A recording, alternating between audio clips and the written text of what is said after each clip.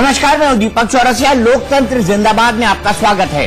देश में आम चुनाव के ऐलान के साथ ही फिर एक बार लोकतंत्र के सबसे बड़े चुनावी उत्सव में सियासी पार्टियां सक्रिय हो गई हैं।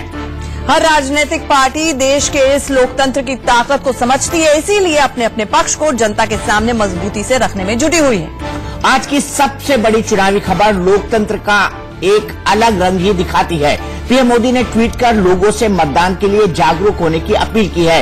इस ट्वीट को पीएम ने विपक्षी पार्टी के नेताओं को भी टैग किया और विपक्षी पार्टी ने पीएम के ट्वीट का अपने अंदाज में जवाब भी दिया।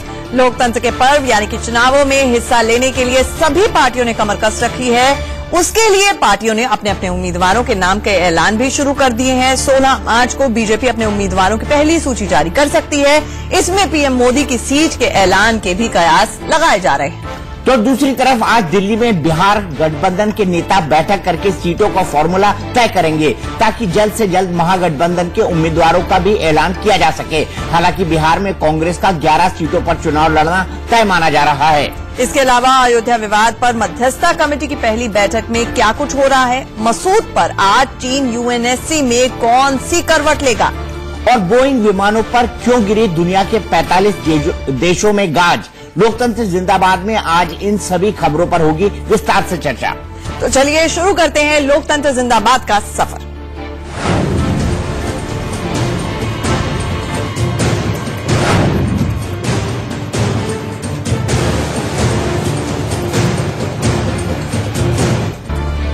इसके अलावा लोकतंत्र जिंदाबाद में आज कुछ और बड़ी खबरें हैं जिनको हम इस बुलेटिन में दिखाएंगे क्योंकि इनका लोकतंत्र से सीधा सरोकार है। शूरवीर के नाम पर सियासत करने वालों पर चुनाव आयोग सख्त हो गया है। चुनाव आयोग ने फेसबुक से विंग कमांडर अभिनंदन की उन फोटोज को हटाने का निर्देश दिया है जिसको नेताओं ने ट्वीट किया है। हिमाचल प्रदेश में कांग्रेस ने अपने चुनाव अभियान की शुरुआत एक शहीद की पत्नी से करवाई है। पाकिस्तान के झूठ को बेनकाब करने वाला वीडियो सामने आ गया है। अमेरिका के एक सामाजिक कार्यकर्ता ने एयर स्ट्राइक के बाद बालाकोट की ग्राउंड रिपोर्ट का वीडियो शेयर किया है। पीएम मोदी ने विपक्षी पार्टियों से लोगों को मतदान के लिए जागरूक करने की अपील की है, जिस पर अखिलेश ने जवाब भी दिया है। राहुल गांधी ने चेन्नई में कहा कि देश में दो तरह की विचारधाराएं चल रही हैं। एक विचारधारा तोड़ने का काम कर रही है, दूसरी जोड़ने का। लोगों से अपील है कि वो किसी एक विचारधारा की ओर ना झुके।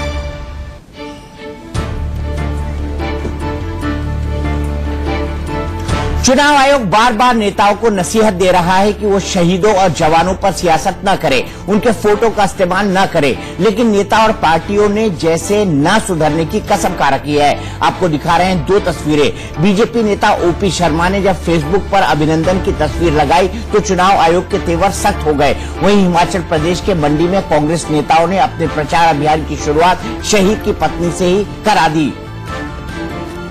कांग्रेस नेताओं ने अपने चुनाव अभियान की शुरुआत की शहीद की पत्नी से हरी झंडी दिखवाकर।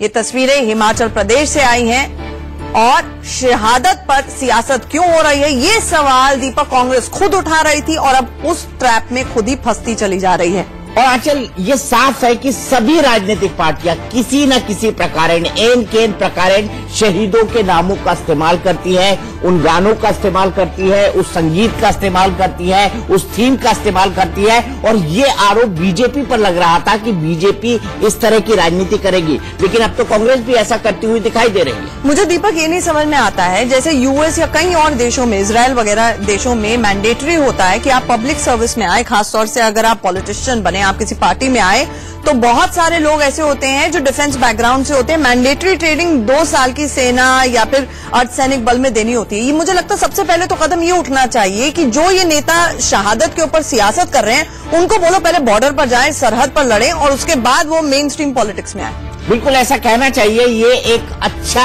उदाहरण आपने दिया है इजराइल जैसे देश का, क्योंकि मैं इजराइल में जब तेल अवीव गया था तो मैंने वहां देखा था 16-17 साल के बच्चे, उसी उम्र में बच्चों को 2 साल की मैंडेटरी ट्रेनिंग दी जाती है और उस उम्र में एक रक्सैक बैग रखते थे, एक तरफ AK-47 रहती थी और दूसरी तरफ पेप्सी का कैन। तो मैं किसी कोल्ड ड्रिंक कंपनी का यहाँ प्रचार नहीं करना चाहता हूँ, लेकिन वो जो तस्वीर थी वो ये जताती थी, वो ये दिखाती थी कि कितना सजग है उनका देश। इजराइल एक छोटा सा देश है, लेकिन बड़े बड़े देशों की नाक में दम कर रखा है। और वहां के जो छात्र हैं, जो जब वो स्कूल खत्म करके ग्रेजुएशन के लिए आगे जाते हैं तो उनको 2 साल की मैंडेटरी मिलिट्री ट्रेनिंग लेनी पड़ती है। मेरे ख्याल से ऐसी ट्रेनिंग अब भारत में भी दी जानी चाहिए। खासकर उन नेताओं को जो इस तरह की शहादत सियासत बयान बहादुर बनने से बेहतर ये है हमारे नेताओं के लिए, भले ही कोई भी पॉलिटिकल पार्टी हो, वो जाके सबसे पहले सरहद पर अपनी बहादुरी दिखाएं और उसके बाद आकर यहाँ पर ज्ञान दें राष्ट्रवाद के ऊपर।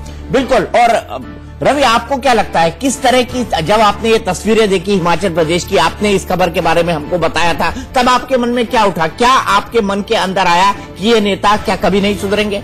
मुझे लगता है जैसे कांग्रेस को तो सेल्फ गोल की आदत हो गई है। कल ही जो सीवीसी की बाकायदा मीटिंग हुई थी कांग्रेस की, उसके अंदर प्रियंका गांधी ने पूरी कोशिश ये की थी कि राष्ट्रवाद के मुद्दे से हटाकर चुनाव को फिर से उन मुद्दों पर लाया जाए जिन पर कांग्रेस लड़ना चाहती है। रोजगार की उन्होंने बात की, उन्होंने तमाम तरह की बातें की, लेकिन हिमाचल में जो उनके प्रदेश अध्यक्ष हैं वो फिर से वही गलती कर देते हैं और एक बार फिर से चुनाव में जो है राष्ट्रवाद का मुद्दा फिर से हावी होने की अब यहाँ पर पूरी संभावना दिखाई दे रही है। और जाहिर तौर पर बीजेपी अब इस मुद्दे को फिर से उठाएगी, पलटवार होगा और अब शहादत फिर से एक बार चुनाव के केंद्र में। दीपक, मुझे एक चीज यहाँ पर जरूर बोलनी है, किसी नेता को उद्घाटन करते हुए देखने से बेहतर यह है कि हमारी जिंदगी में और हमारी लाइफ में जो रियल हीरोज हैं उनकी पत्नी, एक विधवा से उद्घाटन कराया गया है।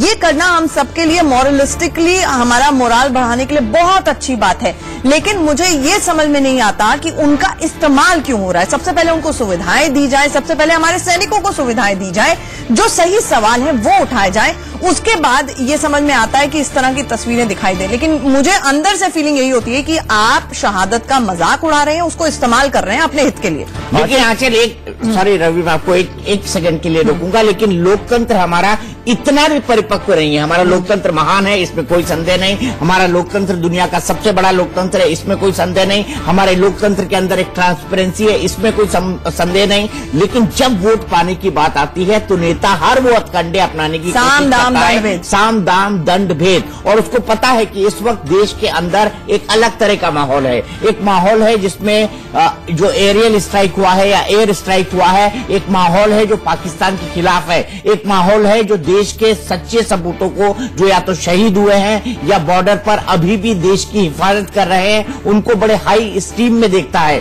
तो ऐसे में नेता इनके जरिए वोट पाने की में कोई भी खुद में कोई पॉजिटिव नहीं है, इसलिए उनके पॉजिटिव को अपने अंदर लेने की कोशिश करते हैं। You should lead by the example. अगर आप सैनिकों से इतने प्रभावित हैं, उनकी बहादुरी से इतने प्रभावित हैं, तो पहले खुद बयान बहादुर बनने की बजाय मुझे यही लगता है कि पहले आप जाके सरहद पर सर्व करें। रवि, आपको क्या लगता है? देखिए, मैं दीपक जी बताना चाहूंगा, जो पर्टिकुलर केस हम आपको दिखा रहे हैं, इसमें जो महिला है ये एक आईटीबीपी जवान की, शहीद जवान की पत्नी है, और जो कि 2002 में शहीद हुआ था। लेकिन उस जवान को अभी तक शहीद का दर्जा नहीं मिला है। कागजों में मामला उलझा हुआ है और ये नेता इनका इस्तेमाल तो कर रहे हैं यहाँ पर, लेकिन किसी ने भी अभी तक इनकी मदद करने की कोशिश नहीं की कि किसी तरह इनको, इनके पति को शहादत ये बहुत दुर्भाग्यपूर्ण है। यहाँ बहुत वैलिड पॉइंट दीपक यहाँ पर रवि ने भी उठाया, वो यही कि पैरामिलिट्री फोर्सेज में शहीद का दर्जा दिया ही नहीं जाता है। उनकी पे पैरिटी भी उतनी नहीं है जितनी हमारी बाकी फोर्सेस की हैं। तो आप पैरामिलिट्री फोर्सेस को सबसे पहले ये कीजिए, जान वो भी देते हैं, वो जाके नक्सलियों से भी लड़ते हैं, वो बॉर्डर पर भी जाते हैं, वो जितने सेंसिटिव एरियाज होते हैं वहां पर भी सर्व करते हैं। तो फिर उनको बराबर दर्जा क्यों नहीं, उनकी शहादत क्यों नहीं माना जाता? हाँ, वो देश के अंदर भी काम करते हैं, सीमा पर भी काम करते हैं, और यही पैरामिलिट्री फोर्सेस हमारे एयरपोर्ट की चौकीदारी करते हैं। 2002 से जो कांग्रेस सो रही थी, उनकी भी सीआईएसएफ करती है एयरपोर्ट्स की। तो ये जो 2002 से, क्योंकि रवि ने अगर पॉइंट उठाया कि 2002 से ये शहीद हुए हैं, आईटीबीपी जवान हैं, तो उस वक्त कांग्रेस उसके बाद सत्ता में थी इतने साल तक, लगभग 2 टर्म्स उन्होंने सर्व की है। तो सबसे पहले तो उनको शहीद पहले बनाना चाहिए था, शहीद का दर्जा देना चाहिए था, फैसिलिटीज देनी चाहिए थी, पेंशनरी बेनिफिट्स देने चाहिए थे, और बाकी लोग जो इससे आहत होते हैं, जो प्रभावित होते हैं परिवार, उनके लिए एजुकेशन, उनके लिए लाइफ सपोर्ट सिस्टम क्रिएट करना चाहिए था। ये रिबन कटवाने की राजनीति नहीं होनी चाहिए। मैं आपसे ये जानना चाहता हूं कि आखिर क्या कारण है कि हमारे पैरामिलिट्री फोर्सेस के जवानों को शहीद का दर्जा तुरंत नहीं मिल जाता, लेकिन अगर सेना के जवान हैं और वो किसी काउंटर इंसर्जेंसी ऑपरेशन में या किसी भी तरह के ऑपरेशन में मारे जाते हैं तो उन्हें तुरंत शहीद का दर्जा मिल जाता है।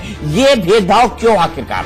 देखिए, अभी तक जो पैरामिलिट्री फोर्सेस हैं इनको सेना के तौर पर मान्यता नहीं है, इनको सेना से कम तरह आंका गया है और इसीलिए इनकी जो सुविधाएं हैं, इनको जो भत्ते हैं, इनके जो तमाम तरह की सुविधाएं हैं वो बराबर नहीं है और साथ में रिटायर का जो है तमगा भी इनको नहीं मिलता है। और आपको बताएं कि इनका जो काम है, जहां तक हम बात करें आईटीबीपी की, तो बहुत ही मुश्किल काम करती है। जो हमारी उत्तर भारत की सबसे मुश्किल सरहद चीन से लगती हुई, उसकी जिम्मेदारी है इनके ऊपर, उसकी हिफाजत की जिम्मेदारी है आईटीबीपी बॉर्डर पुलिस। जी बिल्कुल, उस बॉर्डर पर बहुत ही मुश्किल हालातों में ये लोग रहते हैं। लेकिन अफसोस ये है कि जब इनके साथ किसी तरह का हादसा होता है, जब ये अपने फर्ज को अंजाम देते हुए जान गंवा देते हैं, तो शहादत के लिए बाकायदा परिवार बिलखता रहता है, बरसों तक लड़ाई लड़ता है। ठीक है, सीधे चलते हैं हमारे सहयोगी यतीन्द्र शर्मा के साथ। यतीन्द्र हमारे साथ जुड़े हैं। यतीन्द्र, ओपी शर्मा जो कि भारतीय जनता पार्टी के विधायक है, उन्होंने अभिनंदन की एक फोटो फेसबुक पर शेयर की थी जिसे हटाने के लिए कहा गया है। क्या भारतीय जनता पार्टी ने अपने नेताओं को कहा है कि सेना की शहादत का राजनीतिक इस्तेमाल न करे,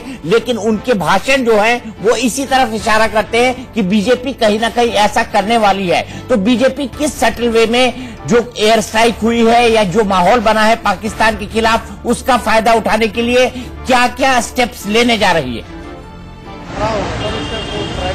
देखिए दीपक जी, अगर बीजेपी की बात करें तो पूरी तरह से विकास और राष्ट्रवाद के नाम पर ये चुनाव लड़ा जाएगा, क्योंकि बीजेपी को अच्छे से पता है कि अगर चुनाव जीतना है और उसका सियासी तौर पर फायदा उठाना है, सीटों में उसको कन्वर्ट करना है, तो राष्ट्रवाद एक ऐसा मुद्दा है जो सारे मुद्दों से ऊपर रहेगा। और जो पुलवामा अटैक के बाद जिस तरह की कार्रवाई भारत सरकार की तरफ से की गई, आर्मी ने जिस तरह से आतंकी कैंपों को ध्वस्त किया है, तो बीजेपी को एक सुनहरा मौका इस नाते मिला है और ऐसे में कोई भी चूक वो नहीं करना चाहेगी। और खासकर जब चुनाव सर पर है और अब उल्टी गिनती शुरू हो चुकी है, तो ऐसे में बीजेपी ने पूरी एक रणनीति बनाई है। थीम सॉन्ग भी बीजेपी की तरफ से बनाया गया है जो विकास और राष्ट्रवाद को साथ लेकर चलेगा।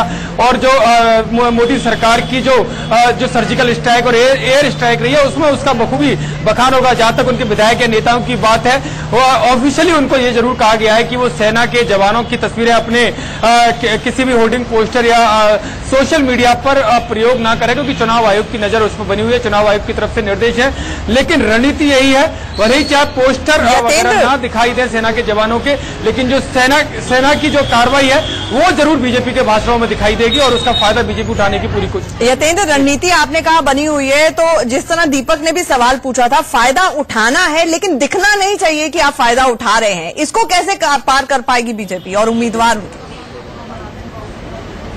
देखिए, जो भाषण होंगे, जो रैली और जनसभाओं की जो थीम होगी, जो थीम सॉन्ग तैयार किया जा रहा है, उसमें इनडायरेक्टली इस बात को उठाया जाएगा कि अगर देश की सुरक्षा और स्वाभिमान के लिए कोई पार्टी है तो वो मोदी सरकार और बीजेपी है। और इसी तरह का एक मैसेज अपने कार्यकर्ताओं को और खासकर आम जनता को दिया जाएगा। और बार बार यही बात की जाएगी कि पिछले 60 सालों में देख लीजिए कि किस तरह से आतंकवादी हमेशा हावी रहे सेना के जवानों के साथ जो होता रहा, लेकिन जो केंद्र में सरकार रही तत्कालीन, उसने कोई बड़े कदम नहीं उठाए हैं। और अब मोदी सरकार है जो एयर स्ट्राइक, सर्जिकल स्ट्राइक जैसे उसने बड़े साहसिक कदम उठाए, यानी कि देश को आगे ले जाने का, देश के गौरव को फिर से पाने का काम किया, तो मोदी सरकार ने किया। तो इस तरह से ये रणनीति है जो बीजेपी हर जनसभा में, मोदी की हर पूरी जनसभा को जो थीम बनेगा, जो पोस्टर होर्डिंग लगेंगे, वो सेना के जवान नहीं होंगे, लेकिन राष्ट्रवाद की बात उसमें प्रमुखता से उठाई जाएगी। एक सॉन्ग भी तैयार किया जा रहा है जिसमें राष्ट्रवाद और इस तरह की जो कार्रवाई जो भारत सरकार के द्वारा की गई, जिस तरह के साहसिक फैसले लिए गए हैं, उसमें उनका बखूबी बखान किया। ठीक है यतेंद्र, हमारे साथ जुड़ने के लिए आपका बहुत बहुत शुक्रिया। लेकिन एक बड़ी खबर आ रही है, ये बड़ी खबर आ रही है चुनाव से जुड़ी हुई, क्योंकि लोकतंत्र जिंदाबाद का बुलेटिन हम कर रहे हैं और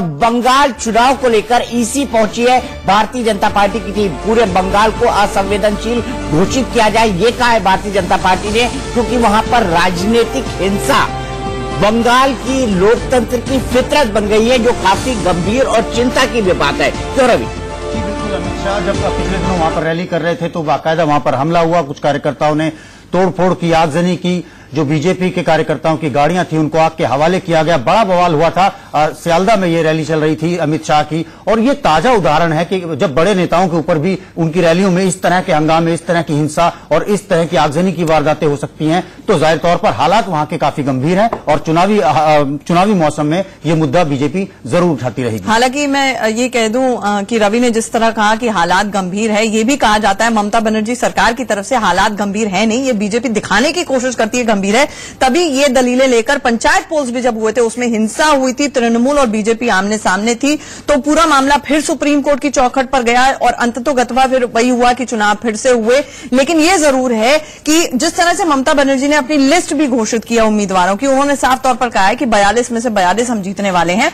और बीजेपी के लिए सियासी तौर पर यह बहुत ज्यादा जरूरी है दीपक, ये 42 सीटों में से बड़ा चंक वो भी चाहती है, क्योंकि जो उसकी उत्तर प्रदेश में लॉस होने वाली है वो भरपाई नॉर्थ ईस्ट से करना चाहती है। लेकिन आजकल यहां पर यह बात समझना होगा कि पश्चिम बंगाल की राजनीति की जो तासीर रही है वो पूरी तरह से हिंसा रही है। जब वहां पर पश्चिम बंगाल के अंदर लेफ्ट पार्टी की सरकार थी जो काफी लंबे समय तक चली थी, और जब ममता बनर्जी ने उसके खिलाफ झंडा बुलंद किया था तब भी ममता बनर्जी को राजनीतिक हिंसा का सामना करना पड़ा था। अब यह दीगर बात हो गई है कि जब ममता बनर्जी लंबे समय से वहां सत्ता में है तो वही एलिमेंट्स जो राजनीतिक हिंसा करते थे वो तमाम उठकर ममता बनर्जी की पार्टी में आ गए हैं। अब तीसरा मोर्चा जो खड़ा हुआ है वो भारतीय जनता पार्टी का खड़ा हुआ है। लेफ्ट पार्टियां हाशिए पर गई है, कांग्रेस हाशिए पर गई है और बीजेपी उनको मजबूती के साथ टक्कर दे रही है। लेकिन भारतीय जनता पार्टी को भी उसी राजनीतिक हिंसा का सामना करना पड़ रहा है। मैं ऐसा नहीं करता कि भारतीय जनता पार्टी दूध की धुली हुई है,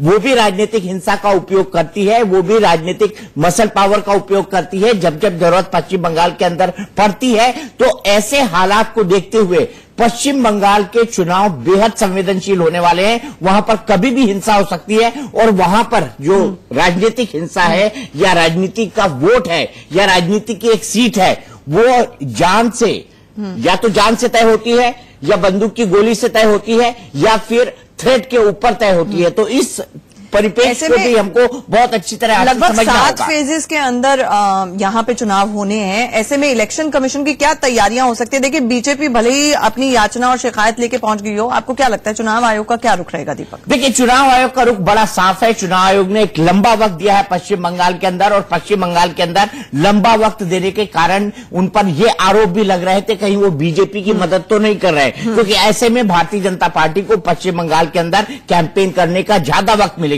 यही बात उत्तर प्रदेश की थी, यही बात मध्य प्रदेश में एक से अधिक चरणों के चुनाव उन्होंने कराए, इसके चलते ये बात कही गई। छत्तीसगढ़ में भी एक से अधिक चरणों में चुनाव है, तो चुनाव आयोग पर यह आरोप लगा कि कहीं वो भारतीय जनता पार्टी को ज्यादा कैंपेन का वक्त तो नहीं दे रहे हैं। लेकिन मध्य प्रदेश और छत्तीसगढ़ की तासीर जो है वो पश्चिम बंगाल से बिल्कुल डिफरेंट है। वहां पर राजनीतिक हिंसा इतनी अधिक नहीं होती है। इसी के चलते आज रविशंकर प्रसाद चुनाव आयोग गए हैं और चुनाव आयोग जाकर उन्होंने ये कहा है कि पूरे के पूरे पश्चिम बंगाल को संवेदनशील घोषित किया जाए। संवेदनशील जब घोषित हो जाता है तो उसके बाद जो ऑब्जर्वर्स होते हैं, जो सेंट्रल ऑब्जर्वर्स होते हैं, उनकी विशेष नजर होती है, उनकी अलग से मॉनिटरिंग होती है।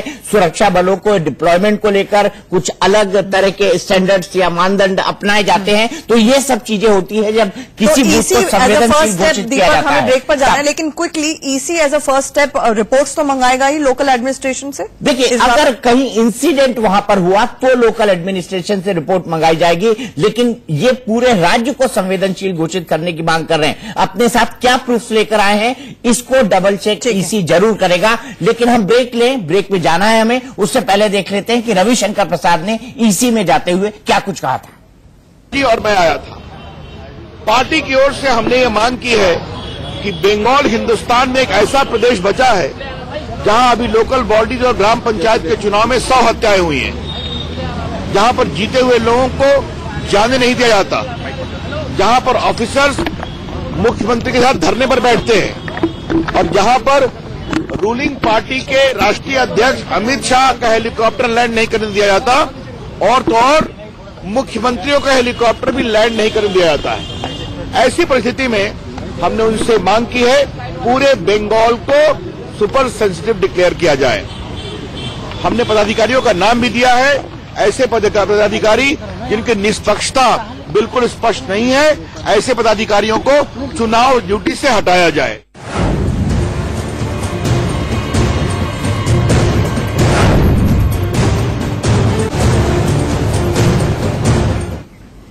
और आइए सीधे चलते हैं चेन्नई, जहां पर कांग्रेस अध्यक्ष राहुल गांधी एक प्रेस कॉन्फ्रेंस को संबोधित कर रहे हैं।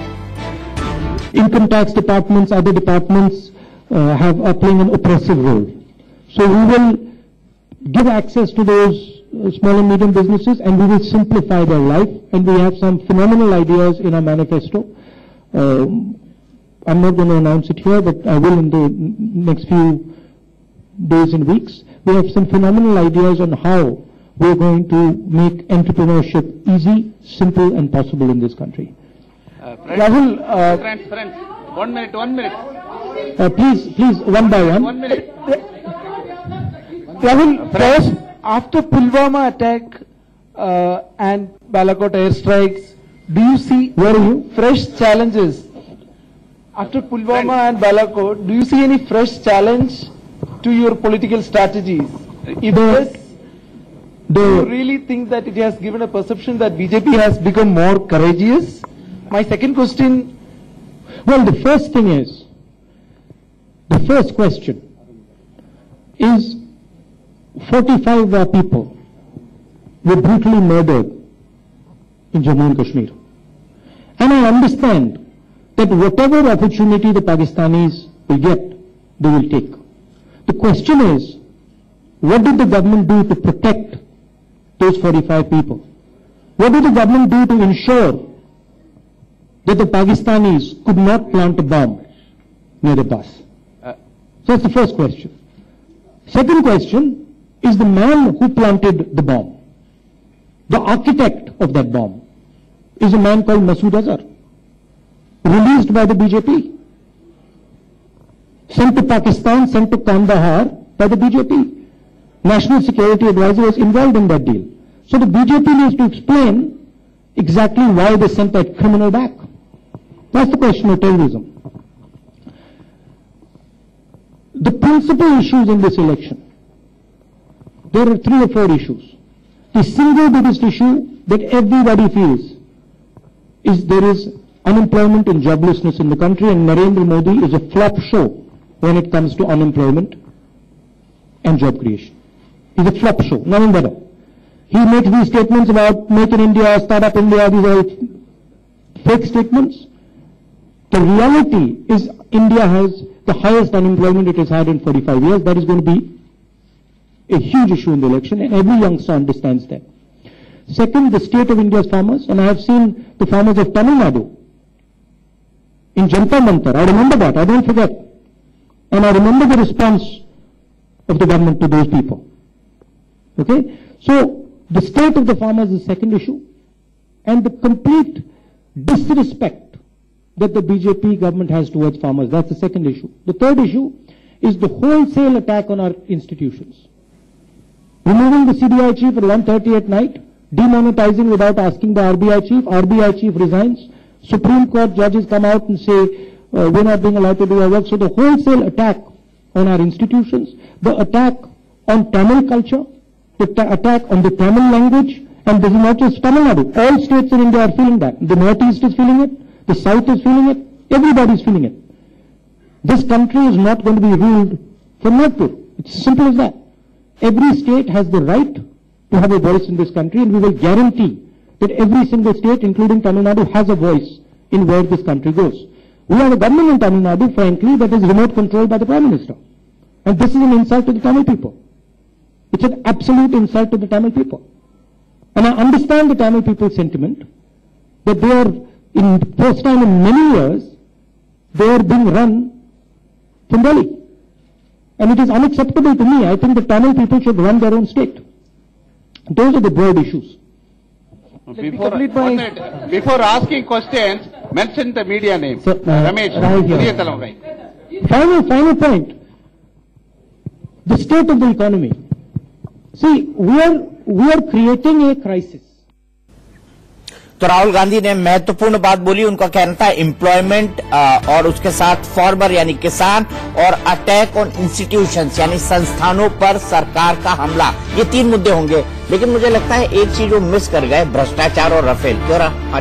बिल्कुल, यहाँ पे अभी इस सवाल के जवाब में जब हमने काटा था वो मिस कर गए। लेकिन कुल मिला के पुलवामा के ऊपर उनका यही कहना था कि राष्ट्रवाद को लेकर जो ये डिबेट और नैरेटिव शिफ्ट करने की कोशिश की जा रही है, कि कांग्रेस के लिए बहुत बड़ा सवाल बन गया है कि वापस नैरेटिव को किस तरह से वो जॉब लॉसेस पर लेकर आए, जॉब क्रिएशन पर लेकर आए, किस तरह से किसानी के संकट पर लेकर आए। और शायद यही वो, कल हमने प्रियंका गांधी की स्पीच में सुना, राहुल गांधी की स्पीच में सुना और आज उसको वही रिएटरेट करते हुए तमिलनाडु में भी वो नजर आ रहे हैं। लेकिन मुझे नहीं लगता कि अब वो इन 3 मुद्दों पर वापस 3 या 4 मुद्दों पर वापस चुनाव को ले जा पाएंगे, क्योंकि चुनाव जो राष्ट्रवाद होता है या जो इमोशनल इश्यूज होते हैं वो चुनाव पर आंचल ज्यादा भारी पड़ते हैं। और रवि से मैं पूछूं उससे पहले मैं आपको एक बात याद दिलाना चाहता हूं। मैं किसी आरएसएस के एक बड़े नेता के साथ एक बार बैठा था और ओबामा और जॉर्ज बुश के बाद का दौर था, तो उनका कहना था कि 2004 में उसी वक्त वो चुनाव हारे थे। ओबामा तब तक नहीं हुआ था लेकिन जॉर्ज बुश हो चुका था। तो मैंने उनसे पूछा कि 2004 का चुनाव क्यों हारे आप? तो उन्होंने कहा हमने विकास की बात की, हमने अच्छे डेवलपमेंट की बात की, हमने इंडिया शाइनिंग की बात की, लेकिन जो लोग वोट देते हैं वो इमोशनल इश्यूज पे देते हैं। उन्होंने बताया कि किस तरीके से इराक में वॉर करके जॉर्ज बुश दूसरी बार सत्ता पर बैठे, और वैसे ही मैंने देखा जब बराक ओबामा की रेटिंग्स डाउन हो रही थी तब उन्होंने ओसामा बिन लादेन को पकड़ा, ओसामा बिन लादेन को मारा और पूरे अमेरिका और पूरी दुनिया में अपना डंका बजवाया और फिर वो दूसरी बार चुनकर आए। तो जो भावुकता से भरे मुद्दे होते हैं जैसा कि राष्ट्रवाद है वो बाकी के रियल इश्यूज पर भारी पड़ जाते हैं। अब मैं इस बात से नहीं जाना चाहता कि ये रियल इश्यूज है या अनरियल इश्यूज है, लेकिन भारी पड़ते हैं। ये सर्वेज भी कहते हैं और जितने ओपिनियन पोल्स होते हैं अगर हम उठा के देख लें, पिछले 10 साल के 1 दशक के भी उठा के देख लें, जॉब क्रिएशन का मुद्दा, इन्फ्लेशन का मुद्दा, ये सारे मुद्दे रहते हैं लिस्ट में, प्रायोरिटी लिस्ट में रहते हैं। लेकिन जब वोट देने की बात आती है तो हमारी जनता तो वैसे ही बहुत इमोशनल है और नेताओं का इमोशनल अत्याचार खत्म नहीं होता है। तो नंबर 1 तो ये है,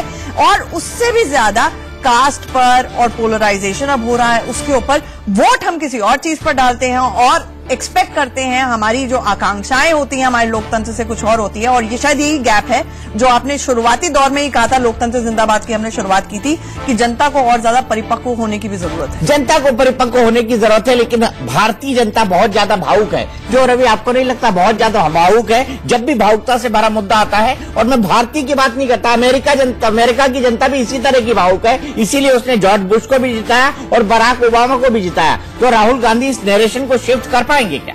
देखिए, इस वक्त सबसे बड़ी जो चुनौती है कांग्रेस के सामने वो यही है कि जो भावनात्मक माहौल बना हुआ है पुलवामा हमले के बाद और जो कुछ भी घटनाएं घटी हैं उसके बाद में, खासकर एयर स्ट्राइक के बाद में, उसके बाद से जो माहौल है वो पूरी तरह से राष्ट्रवाद की हवा में बहने लगा है और यही चुनाव का सबसे बड़ा मुद्दा होगा, इसमें भी कोई शक नहीं है। तो कांग्रेस की जो सबसे बड़ी कोशिश इस वक्त वो यही है कि किसी तरह वो वापस उसी नैरेटिव को लेकर आए। और कल की जो उनकी रैली थी, पब्लिक रैली कांग्रेस की, उसमें भी उनका यही जोर था। आज की मीटिंग में भी आप देखें राफेल का मुद्दा उन्होंने नहीं उठाया क्योंकि उनको लगता है कि इस समय ये बैकफायर कर सकता है। कांग्रेस लंबे समय से जूझ रही है, 2014 में हारने के बाद से लगातार उन्होंने शिकस्त पर शिकस्त झेली है और एक उम्मीद जो उनको दिखाई दी वो 3 राज्यों का जो चुनाव हुआ था, मध्य प्रदेश, छत्तीसगढ़, राजस्थान, यहां पर किसानों के मुद्दा क्लिक कर गया, कांग्रेस की जान में जान आई, कुछ अच्छी खबर आई और एक तरह से कहें तो पुनर्जीवन कांग्रेस को मिला वहां पर। अब उनको उम्मीद थी कि इसी मुद्दे को, किसानों का मुद्दा लेकर अगर वो राष्ट्रीय चुनाव में चले जाते हैं, आम चुनाव में चले जाते हैं तो शायद फिर से कुछ करिश्मा हो जाए। लेकिन इसी बीच में घटनाएं जो घटी हैं, पुलवामा हुआ, उसके बाद एयर स्ट्राइक हुई, देशभक्ति की भावनाएं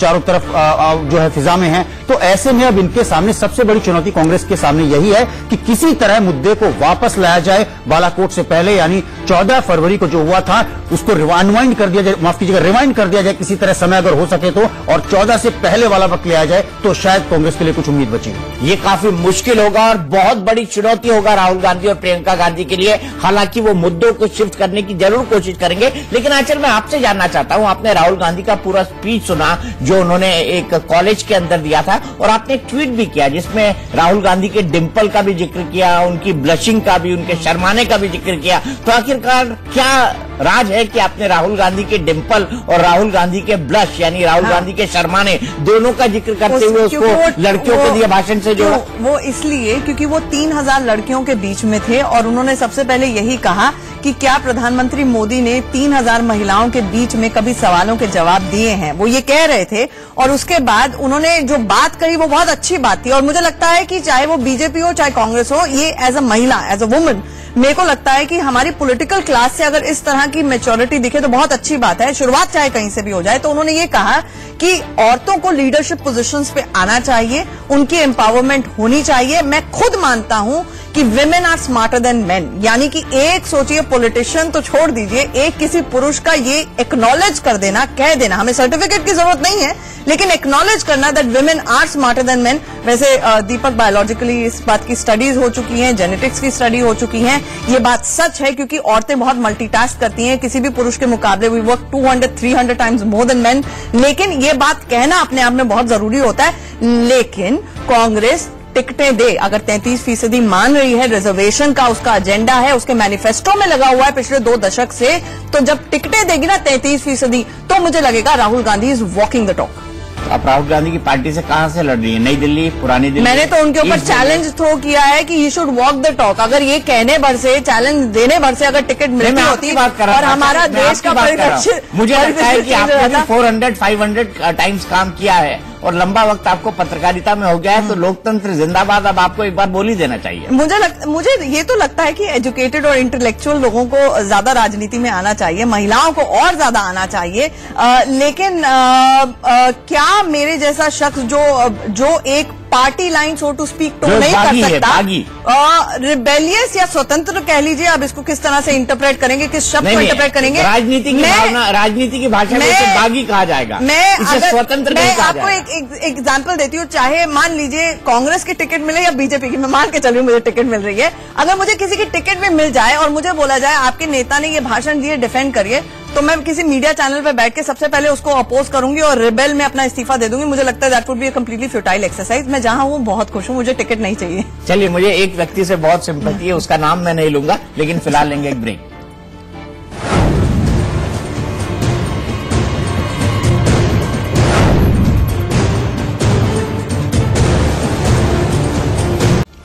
लोकतंत्र जिंदाबाद में अब अगली खबर जो स्वस्थ लोकतंत्र की तस्वीर दिखाती है, दिन बर दिन गिरती राजनीति के स्तर को एक अलग मुकाम पर दिखाती है। आज पीएम मोदी ने ट्वीट कर विपक्ष के नेताओं से वोटरों को प्रेरित करने की अपील की है।